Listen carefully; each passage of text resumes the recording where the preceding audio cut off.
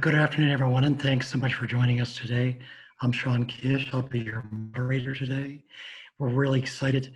We've got Alan Chandler and Laura Chavez will be speaking today about the Rural Energy for America program shortly. But first, I'd like to introduce our director, Mark Anderson, and give him a few minutes to speak about our program.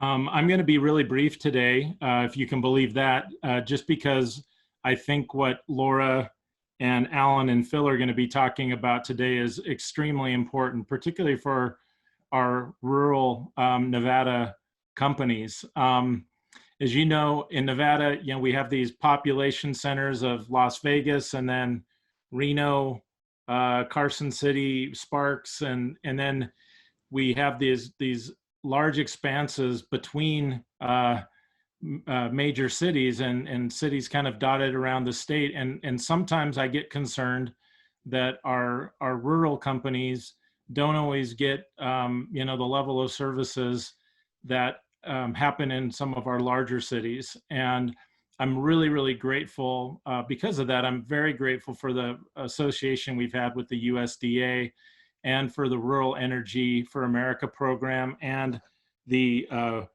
Rural Energy Development Assistance programs that we've partnered together with Laura and her team to help our companies that are in rural areas both take advantage of energy savings within their companies and also to look at alternative energy as a way to power their companies. And so it's just been a phenomenal relationship with them. And today they're going to be sharing a lot of great information that can be very helpful for companies. We've had certain companies we've worked with where, it's reached into the high six figures of the savings that they've achieved through these programs. And while everybody's situation is different, this is just a phenomenal program. And we're grateful to have them with us today. And we thank all of you for joining us and appreciate you taking an hour out of your Friday to learn more about this program. Thanks again. Thanks so much, Mark. I really appreciate it. I just wanted to briefly remind everyone that this webinar will be recorded, and we want to make sure that everyone that is attending realizes that.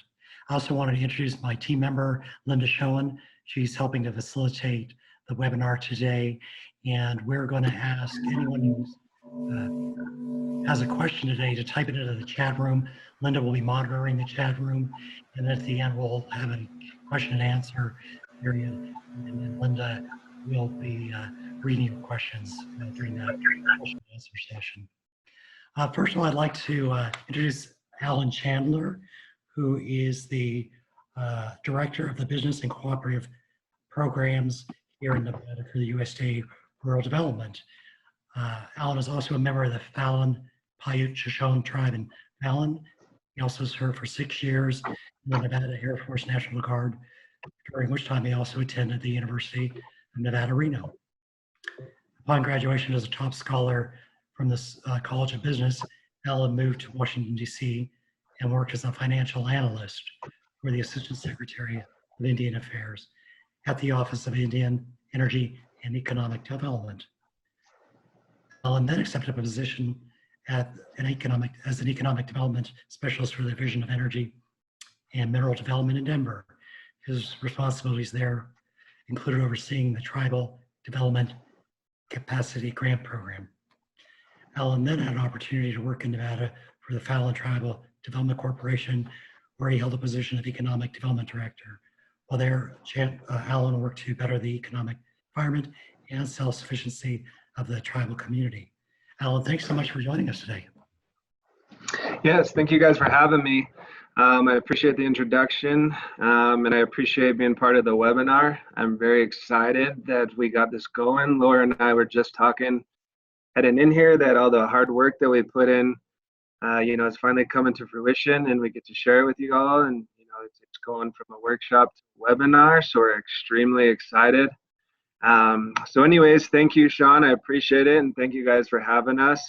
I just want to say, I kind of want to introduce myself now that I'm here at USDA. Thank you guys very much. I'm very excited to be here.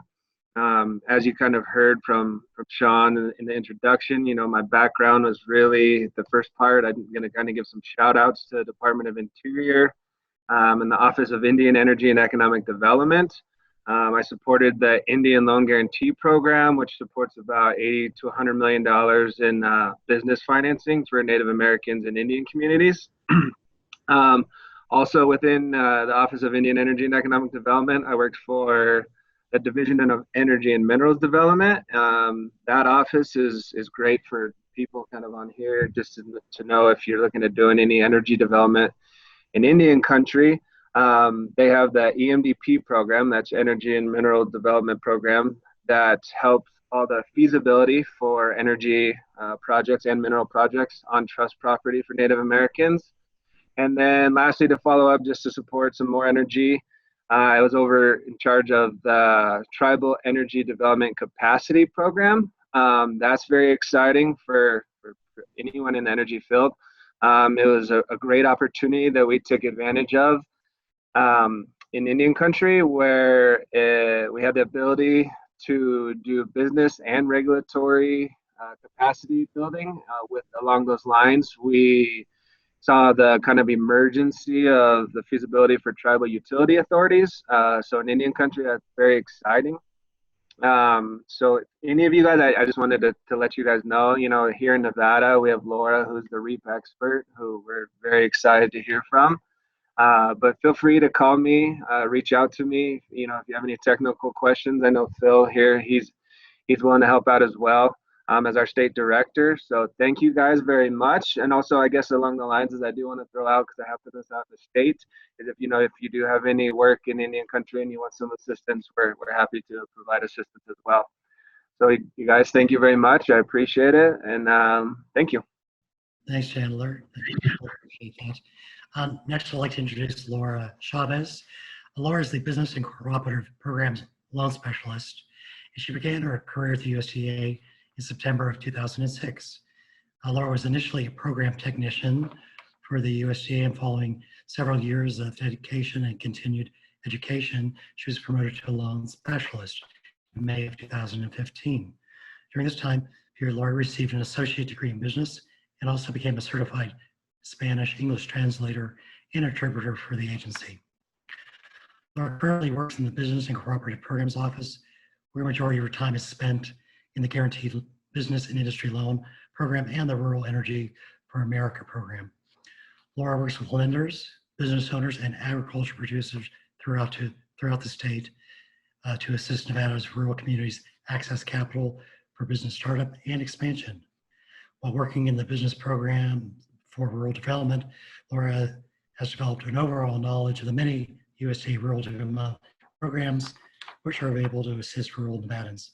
Prior to working for the USDA, Laura served as a loan officer for a local nonprofit organization that assisted families in obtaining home ownership through a mutual self-help program, which was funded by the USDA Rural Housing Service.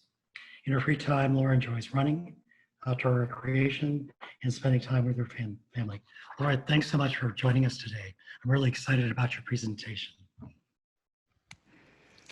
Good afternoon to everybody. Thank you for hosting our webinar, MBIE, Sean, Mark, Linda, and we are super excited to have Chandler on board too as our leader. So thank you all for making this happen.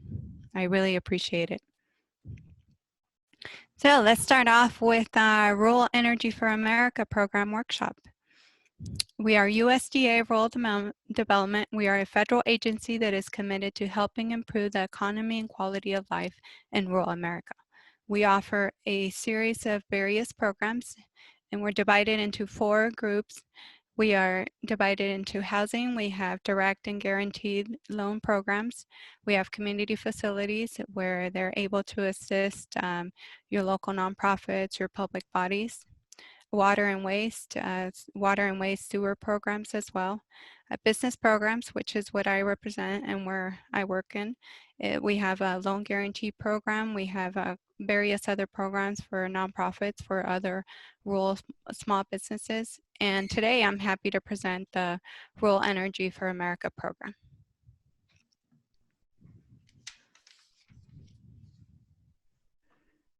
We can move on to the next slide, please, Sean. Oh, not that one. The one before that. Thank you. The Rural Energy for America program provides grants and guaranteed loans for renewable energy system installation and energy efficiency improvements for agriculture producers and rural small businesses in Nevada.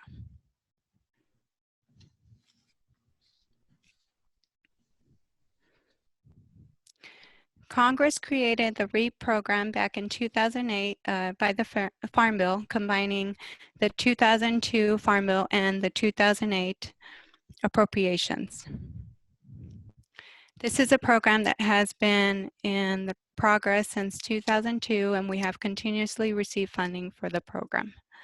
As you can see, it has been funded in 2002, 08, 14, and 2018, and we hope and we will be asking for more money for the next coming years.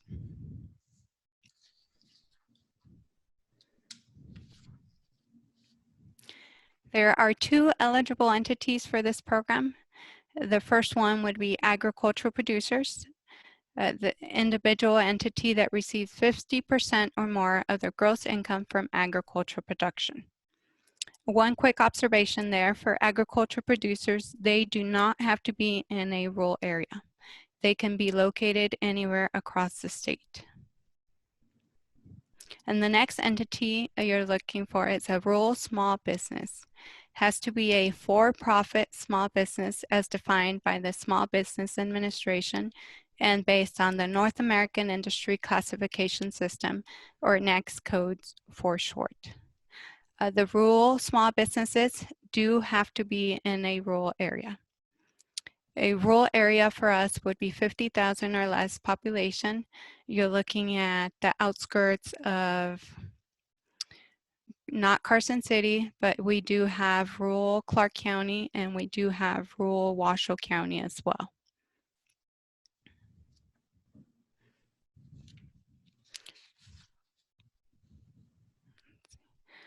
There's a few ineligible applicants or business entities that will not qualify or use this for the funds as well.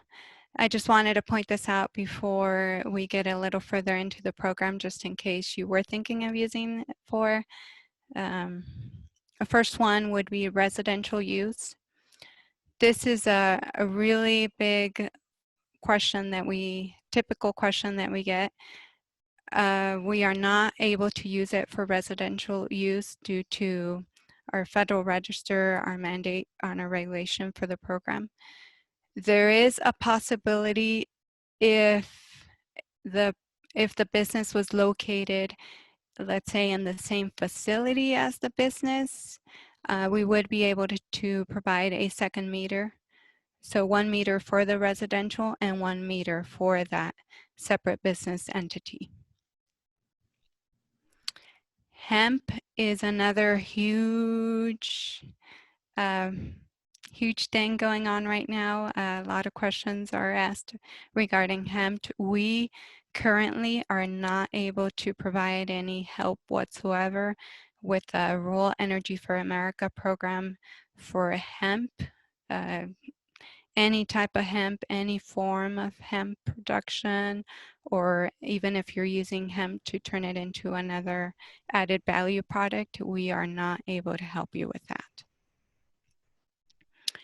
The other item is 10% cap on gaming. So anything related to gaming, even if it's just lease payments, we are not able to touch it. 10%, and that would be verified through your financial information.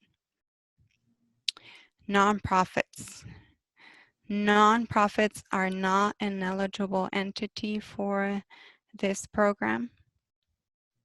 That is another question that we receive on a daily basis. I do want to bring attention to a few other eligible entities of the program. You're looking at a co-op is an eligible entity that would be considered under the rural small business. You're looking at an electrical utility would be an eligible entity as well. A tribal corporation, is an eligible entity as long as they are chartered under Section 17 of the Indian Reorganization Act, or they have any other tribal business entity that has a similar structure and relationship with the tribal government as determined by the agency. So those are a few other eligible entities.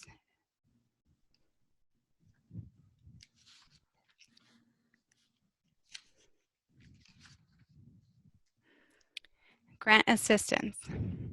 So this grant can pay up to 25% of the total eligible project cost. It can pay up to 25% of renewable energy systems or energy efficiency improvements. So just to give you an example, we're looking for renewable energy, we're looking for projects that are starting at $10,000 or more. So if you're asking for a if you're putting an application for a $10,000 project, you're looking at a $2,500 grant. That is the minimum starting project, and the max amount that we are allowed to provide for the renewable energy systems is $500,000. So you're looking at, the project has to be at least $2 million in order for us to provide a $500,000 grant.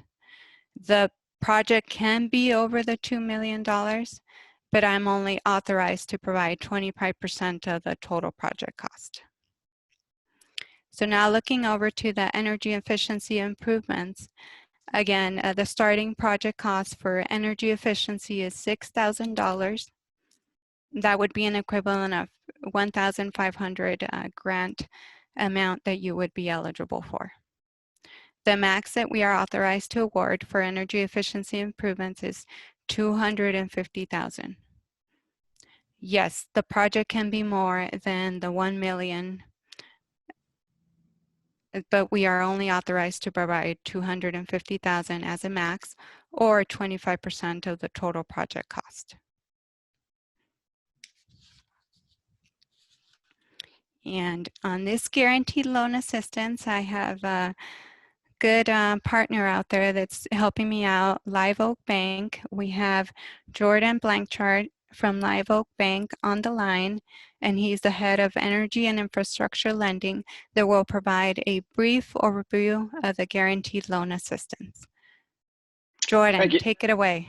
All right, thank you, Laura. So happy to be part of today's webinar.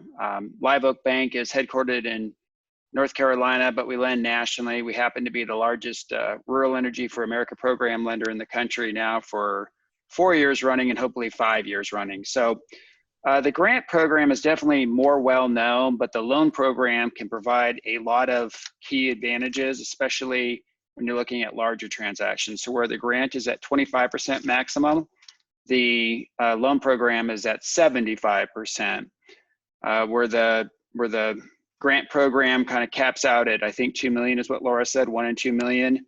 The loan program can actually go up to 25 million, which is what's on the screen. Somebody brought up the investment tax credit. I think it was Sean earlier. So we work with an investment tax credit investor on almost every transaction.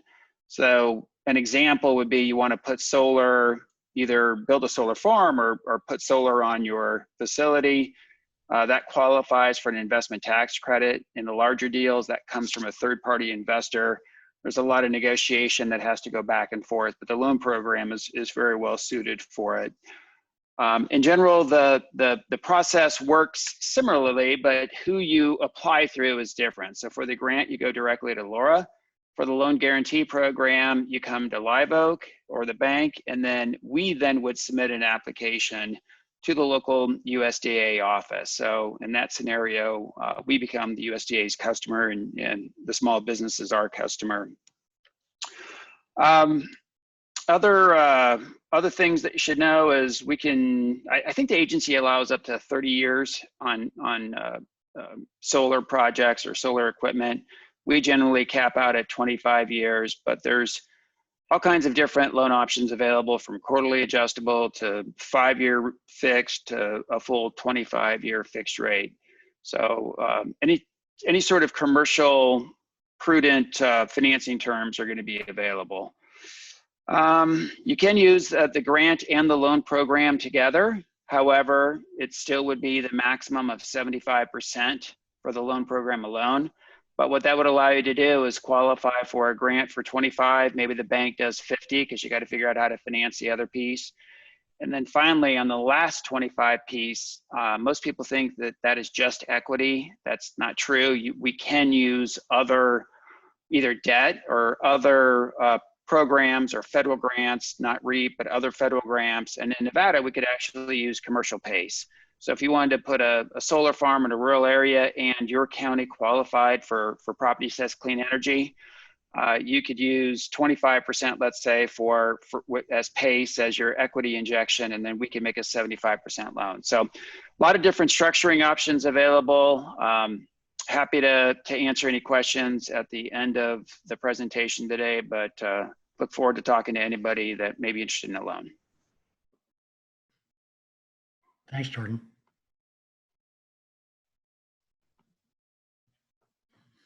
Laura, shall I go to the next slide then? Laura, you're muted. My apologies. No worries. I just have one quick question for Jordan. If he can just backtrack a little and tell us what type of projects he's looking for, what funding amounts in particular. So that's a very good question. Sorry, I got my headphones off here. So in general, you're going to want to look at the grants for the smaller projects because it's a fair amount of documentation required for a loan. So I would say for energy efficiency improvements, 250,000 might be the range that we'd look at for a loan. We generally try to keep it in the $1 million range. So again, below that, it's a better fit for grants. Above that, it's going to be a better fit for loans. Those aren't hard and fast rules, but those are the guidelines that we apply. Excellent. Thank you for answering that, Jordan. I appreciate your help. Mm-hmm. Okay, so moving on now to our technology slide. Energy efficiency can be defined or can be really anything that is going to save you energy and at the end is going to save you money. For your rural businesses or agriculture producers, you're looking at lighting, heating, cooling, ventilation, fans, insulation, just weather stripping, windows, really, like I said, anything that will save you energy. For renewable energy, we're looking at your solar, your wind, your most common, biomass, geothermal. As long as it's commercially available technology, we are able to include it in the REAP grant. It cannot be any research or development at this point.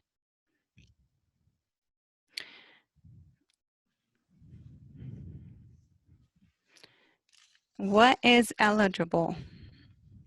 So there's a couple things here, but the first thing that I want to point out is that anything prior to the REAP application is not eligible. Again, anything prior to the REAP application is not eligible. So what you want to do is submit your application and then start the process after that. Otherwise, anything will not be counted towards the REAP eligible project cost. Like I mentioned earlier, residential, there is a way of getting around that. If you have a business that's close by and you want to put in a second meter for that energy, it is an allowable cost to add, the second meter onto the project cost. That is eligible.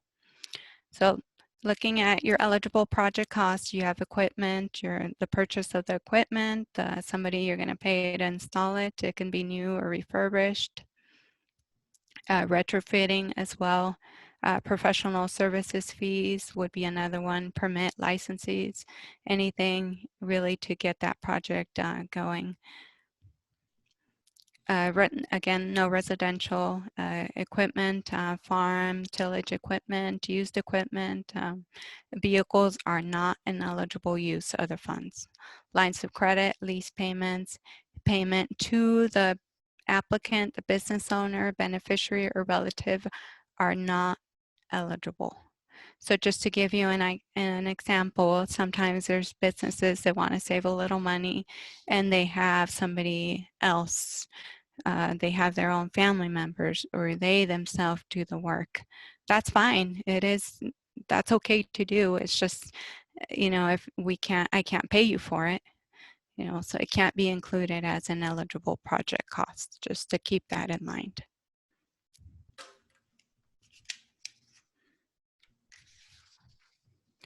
So moving on to our application deadlines, we usually have 2 funding rounds. This is typically the typical setup, but we have not received a Federal Register, so I do not have the exact dates.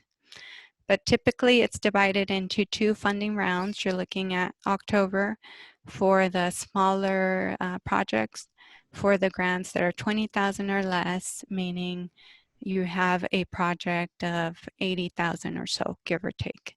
And the next round of funding would be in March, sometimes in April, depending on the Federal Register again. And that's reserved for projects that are over 20,000 or really any size. So the good thing about it is, in my case, is that here in Nevada, we do take applications year round. The only caveat is that I have to wait until I get all my applications for the October deadline or the March deadline.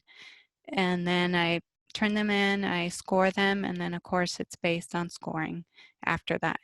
So I cannot guarantee that your project will get funded, but I can take the application if you are interested in putting in the application and then starting work on it. So another good thing about it is that if I do not spend, if we in Nevada do not spend our allocation in October, it does roll over to March. So that's excellent news for those projects that were not able to apply in October. We can take the application of any size in March. And the other final thing is guaranteed loans. Those are taken year round as well with your Live Oak Bank or any of your local lenders. We do have lots of money in the guaranteed loan REAP applications.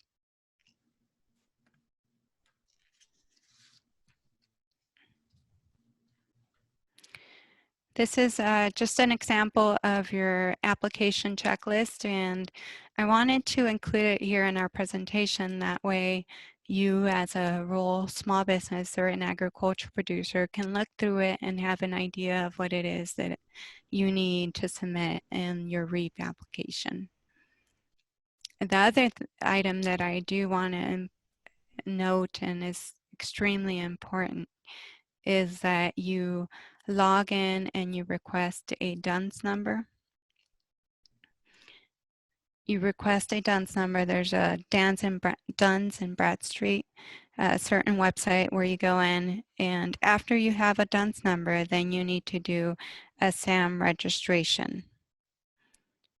And that is another federal program that is very important, and it has to be completed before I'm able to give you any of the funds. And I know it's not on this checklist, but it's a very important item. And I'd be happy to provide the websites and the links of where that information can be found. But you'll note here on this checklist also that there's a lot of federal forms that of course I'd be happy to provide to you. And there's tax returns, financial information that's also needed. Another item that's important is your verification of leverage funds, whether it indicates whether it's a bank statement, something from your lender, a credit card statement, something showing that you have the remaining amount to complete the project.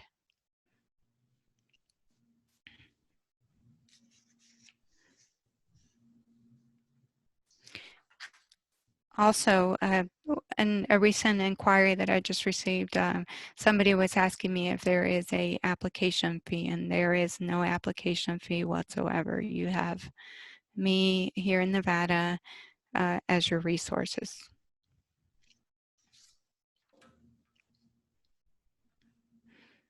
Next slide. All right, so this is the exciting part. We have lots of funding here in Nevada for big or small REAP projects. You can see in 2018 we had 463,000, and we were able to fund at least 8 projects out of that allocation. 5 small projects, 3 big projects, a mix of energy efficiency and renewable energy. 2019, you'll notice there's a little increase there at 482,000. Again, on that funding cycle, we were only able to fund 4 projects as a total mix, again, of energy efficiency and renewable energy, big and small projects. This last funding round for 2020, we did have over 500,000, 522,000. There's plenty of money. We were able to fund another 4 projects there, 2 energy efficiency, 2 renewable energy. There's plenty of funding to come around. That's one reason why we are conducting these outreach, these workshops to get our information out so we can have rural small businesses and agriculture producers take advantage of this funding that will save you energy and will save you money at the long run.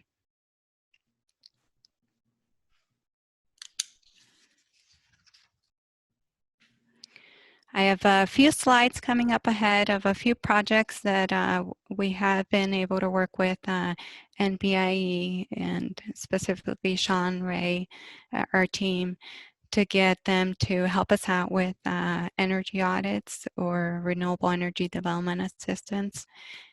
And again, these are just a couple pictures, you know, just to give you an idea of what it is that we fund. But just because it's not here, it doesn't mean A, we haven't funded it, or B, that we are not interested. I am just a phone call, email away of any project that you're interested in inquiring about. So first one off here, we have Fisher Pen Company. They are located in beautiful Boulder City. I know a lot of people might be familiar with them. They are the pen manufacturer. Sean can go into a little bit more detail on that one. I just Fisher Space Pen. They're world renowned. Their pens go into outer space, and their facility was very dark, and the manufacturing area here was very, very dark, and offices were very dark, and they just didn't know how to get started. And Laura came in, and we brought the energy engineer in, and we did an energy audit and showed them how much money they would save and help them with the grant application. And everybody in the company is happy with the outcome. So thanks, Laura, to you and your team. No, thank you, Sean, for all the help. You'll notice here I broke it down, the energy audit cost. You're looking at $1,000. Sean will go into a little bit more detail and explain how that works. But again, energy cost was $1,000. The total project cost for that energy efficiency improvement was a little under $78,000. They were awarded a REAP grant of $19,496. The business had the contribution of the 75%, and they are expected to have an annual energy savings of $13,648. This is all information that is based off of the energy audit. We do ask that once the project is funded, there is a quarterly reporting, semi-annual reporting, sorry, and then there's annual reporting as well that will verify how much energy were they really at the end result.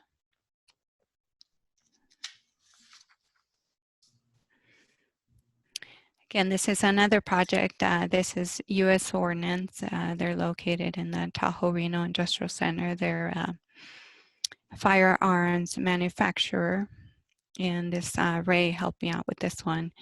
And you'll notice that this was actually for energy efficiency, their lighting, and also that equipment robotic arm that you see there on that picture that he's really happy to be using. So I know they're very happy with the results as well. So their energy audit cost them $1,250.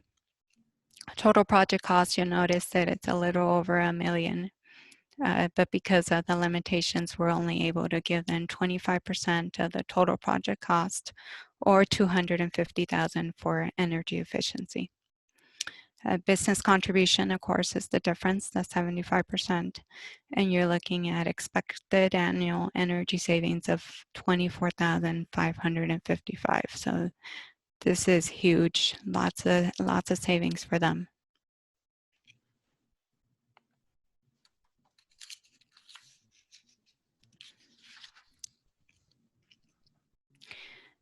Another project here with that was funded in Boulder City. We're looking at a 38 kilowatt solar array for a manufacturer there in Boulder City. Sean might be able to explain a little bit more about that project. Super. Thanks, Laura.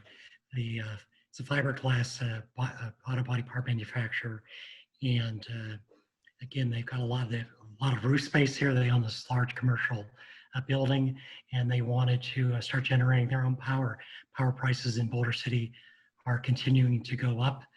They're raising rates in Boulder City as the water level lowers in the lake. It's costing more to generate the power, and so the owner was super excited to put this solar power on his roof last year. Thanks, Laura, again. Yeah, thank you, Sean. You'll notice that the technical report, this was funded through the RETA, Renewable Energy Development Assistance, that the business paid $1,000, total project cost of $156,000. They were awarded a REAP grant of $39,078. Business contributed 75% of that, and you're looking at expected annual energy of a little over $8,000. So this is a solar array that's located on the rooftop. Last time I was out there, we needed a little lift to get up there to see it on the rooftop. So that was exciting day. Thanks again, Laura.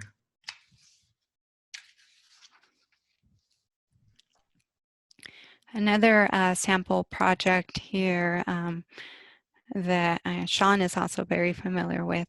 We have in Mesquite energy efficiency. You're looking at their lighting. It was mostly outdoor lighting. I know their parking, and as you can see, their ceiling, which is their entrance there. And the other photo would be of their kitchen. They liked it so much. They did the improvements outside. They loved it, and they went ahead and did it inside on their own too.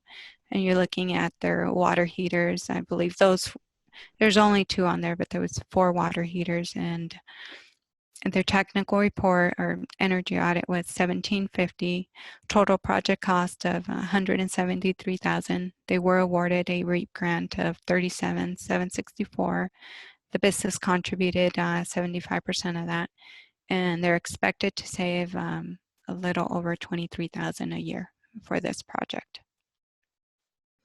Yeah, it's a beautiful facility, and they were so excited to have our help.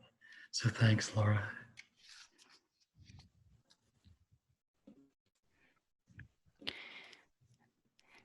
So we did not have, or I did not have any samples of agricultural producers for energy efficiency or renewable energy development.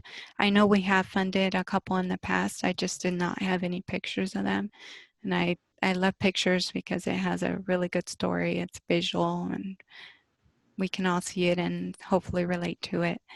So, but these are some examples, some ideas that might work for agricultural producers. Just some simple things just from your irrigation systems, from switching from high irrigation to your low flow, replacing your pumps and motors. That's another one. Your lighting, if you have a barn, you have a structure, you could do that as well. Those would all fall under energy efficiency. Your energy audit would provide that information to you. Renewable energy, just as simple as your sun. Use sun, provide some solar power for your water pumps, your lighting, the electric fences, your heating element. Another one that we've seen as well as anaerobic digester and biomass.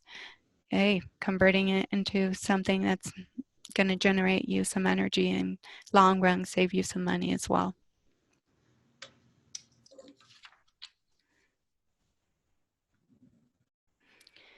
Nevada success story. This is another really neat project that we were able to fund out there, and gosh, I'm trying to think of the name.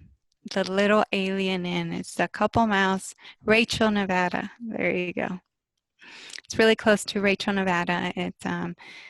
This is Mark Dunn. We were out there on a visit to him. This one of the few pictures that we took out there, and as you can see, it's got this big solar array on 500 acres. And you can see there the solar array. You can see the alfalfa right next to him, and he's just a happy camper. He's saving. Yes, he had a huge investment in this, but in the long run, it'll save him a lot of money. It's just an example of the many projects that we have funded here in Nevada, just to give you an idea. Super, thanks, Laura.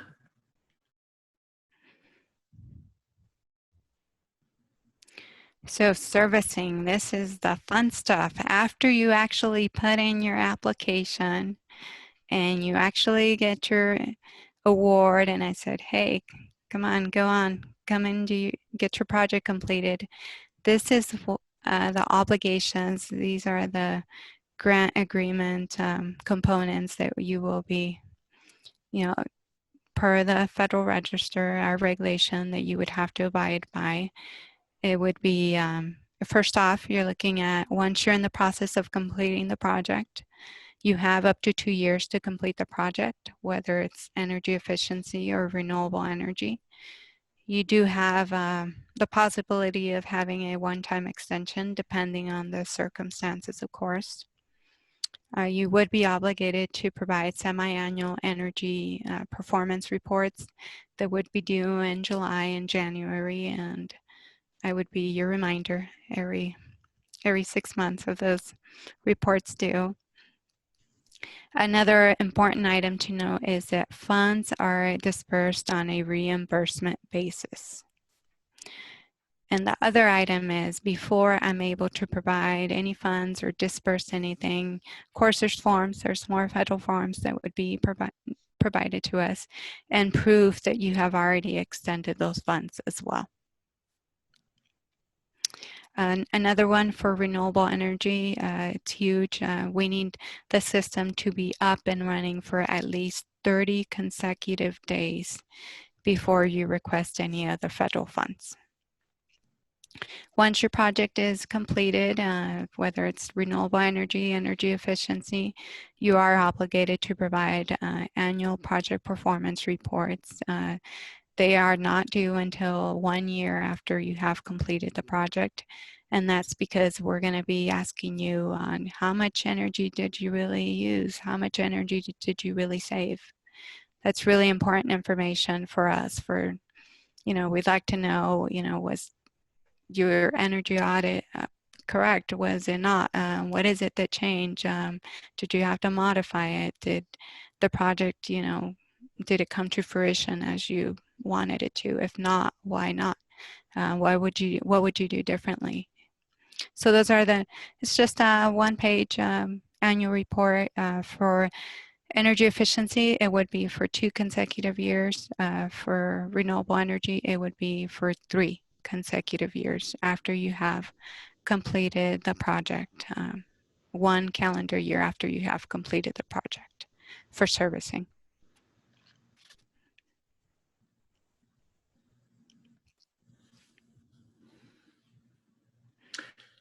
Thanks so much, Laura. Really appreciate it. So now what's the next step? A company is in the rural area and they think they're an eligible business. What do they do next? So the next thing they have to do is determine if their business is eligible for the REAP grant program. And again, Laura, you mentioned the SBA small business requirements. And so the SBA has a standards table, and a size standard is the largest that a firm can be and still qualify as a small business. And size standards, as you mentioned, are based on that firm's NAICS code. And they're generally the average annual receipts or the average employment at that firm. And again, this is something that you and I can help a prospect with if they're not sure if they, are an eligible small business. Both you and I can help them with that first step of determining if they are ineligible based on the SBA guidelines. If they are eligible, then the next thing they can do is contact their MVIE project manager. Down here in the South, primarily that's me or Jeff Engelhardt, Mary Arbertina, and then we've got several project managers in the North, and I'll be showing a complete list of our project managers here shortly. So call the project manager in your area and they'll gather more information about your potential project.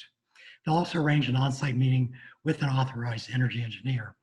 As Laura mentioned, a energy audit or energy report will have to be generated and submitted with your grant application. And we'll arrange that meeting with the authorized energy engineer. We'll come out and do an initial assessment and discuss those potential improvements or renewable energy systems. So let's say you get to step 2 and you're really excited and you want to go to step 3. What do you need to do? Well, really, it's going to be up to the energy engineer to start working on that written energy audit or energy analysis. And that analysis is going to provide Laura and the USDA details about the potential energy savings or energy production at your facility. And again, as Laura mentioned, that energy audit has to be submitted with your grant application. So you say, yes, definitely, I'm interested in solar, or I'm interested in energy efficiency. Let's get the energy engineer busy with that energy audit. Well, your local project manager, again, NDIE, will facilitate that engagement with the energy engineer. And they'll also make payment for that energy engineer service. Fortunately, we've got grant funds available from the USDA, which offset a large portion of the engineer's fees. Typically, the fees run between $4,000 and $6,000 for an energy audit. But because we've got these grant fees, your actual fee would only be 25% of that. And so that's why you saw Laura mentioning an energy audit fee of $1,000 or $1,250 or $1,750. So again, you're only paying for 25% of the actual energy audit fee because we're using these grant funds from the USDA to help offset that cost. And once you sign the contract for the energy engineer to write that report, we'll collect your portion at the start of that project. And we'll get started, and we're going to hold your hand, Laura and I, your project manager, all the way through. And we're going to make this as easy as possible for you, right, Laura? And then there's also Absolutely, Sean. additional energy incentives that are available. We've got solar projects, as Laura's mentioned. There's a federal tax incentive that Jordan also mentioned. It's called the Investment Tax Credit, ITC, for solar PV.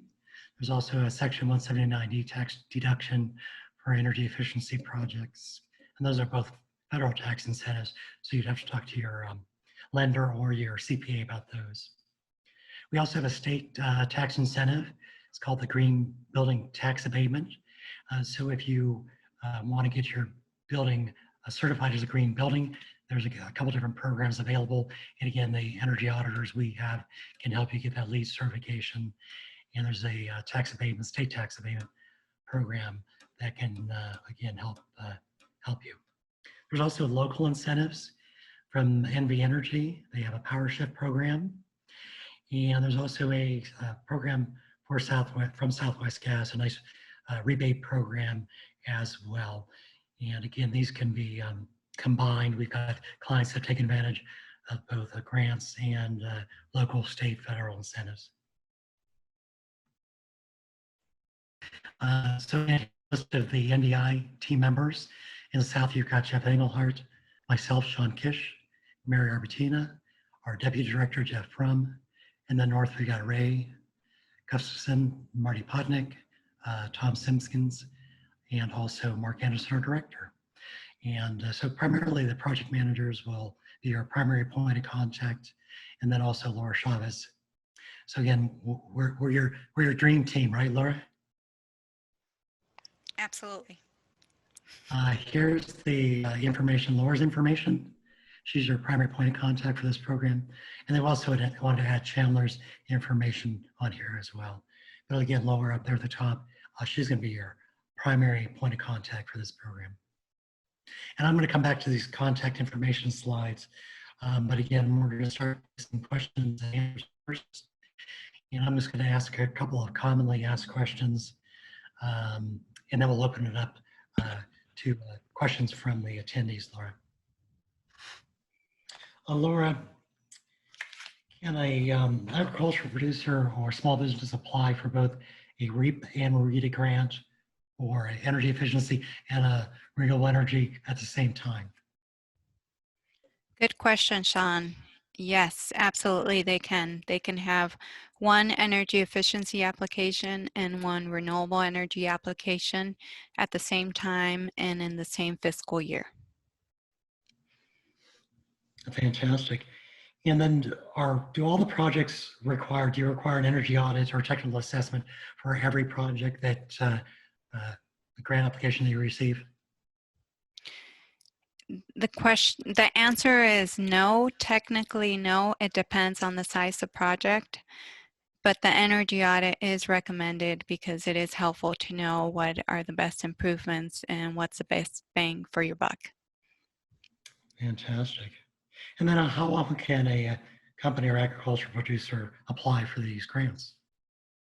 They can come back and apply every fiscal year if they wish. Fantastic. That's amazing. And then again, can a company or agricultural producer combine the REAP grant with some of these other incentive programs that I just mentioned? Absolutely. You can tap into the REAP grant and you can tap into renewable energy, NB Energy. You can tap into Southwest Gas and combine all those rebates. Fantastic. The Awesome. only thing they're not able to combine is federal with federal funding. Okay, can you speak a little bit about how that would work? Mm-hmm. There's other programs that are available. I know of one with NRCS, for example, where it's for agriculture producers and it's similar energy efficiency. In that case, we are not able to use their funds with our funds. It would have to be two separate projects. Gotcha. Awesome. Thanks so much. Linda, I'm going to open it up to our attendees. Do you have any questions that have come through the chat room, Linda? No, the only questions that have been asked were about a recording available. And I did mention that it will be, once it's edited, placed on our website. Okay. Fantastic. Laura, have the funds been, these funds that you're receiving that you showed us, has it been impacted by the CARES Act, some of these programs that have passed? Has your program and these funds been impacted either negatively or positively during the? Yes, Sean, I have to confess on this last funding cycle when we were going through the COVID, I did have a couple of applications that did not go through because, you know, they needed their money and they wanted to make sure they were going to be able to make it through this before they consider any of the. We did conduct a couple energy audits. You did, and Ray was helping me out with that as well. But the projects did not come into fruition. I'm hoping that this next funding cycle will be able to make it happen. Super, thank you. And then what about some of these programs, again, through the CARES Act, like the PPP, Paycheck Protection? If our clients have received funding through the SBA, those programs, can they still apply for these grants through the USDA? Yes, they can still apply for it. I believe that PPP is more of a working capital type of funding. I'm not an expert in that. So it would be a different kind of project. But yeah, absolutely. If they applied, we can help them with a REAP grant. Super, because we have several of our clients have, many of them have applied for those rounds of funding. So they would still be eligible for this particular grant program.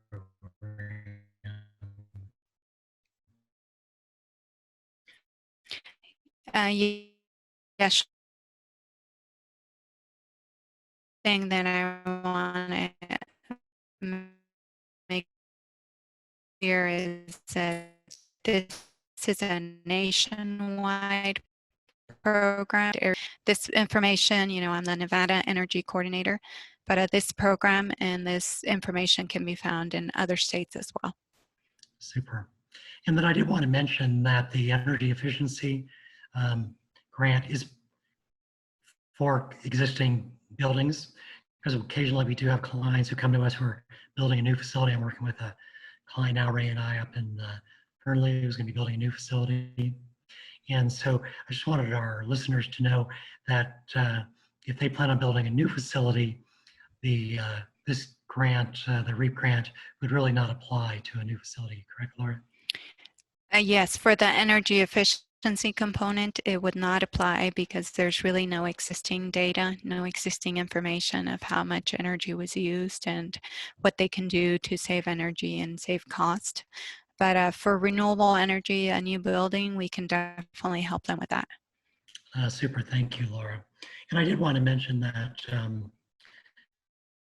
the incentives here that I mentioned, the local incentives and the energy at the bottom, they do have a incentive program for new construction.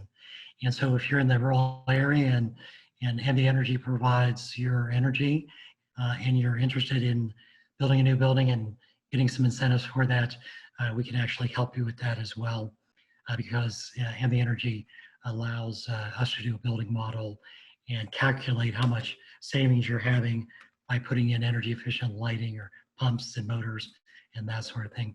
So even if you're building a new building and you can't take advantage of the REAP, please feel free to reach out to us and talk to us about these NV Energy incentives. Super, I'm going to put our list of our team members here again so that our attendees can have a chance to write those down. While we're doing that, Laura, I just wanted to say thanks again to you and your team. It's been a real pleasure working with you. I've really enjoyed helping our clients, getting the word out. It can be a challenge for business owners taking on a project, whether it's renewable energy or energy efficiency projects, because they're busy with their core competency, making pens or making auto body parts. So it can be a challenge for them to get started. They're excited, they want to get started, they just don't know how. And that's where we come in as project managers. We help move them through the process, through those steps. And I think that's why our partnership's been so successful. We're the boots on the ground, we're out there, we're bringing the energy engineer in and making sure that we're getting all the, helping them get the paperwork completed. And so again, thanks for this long-term partnership.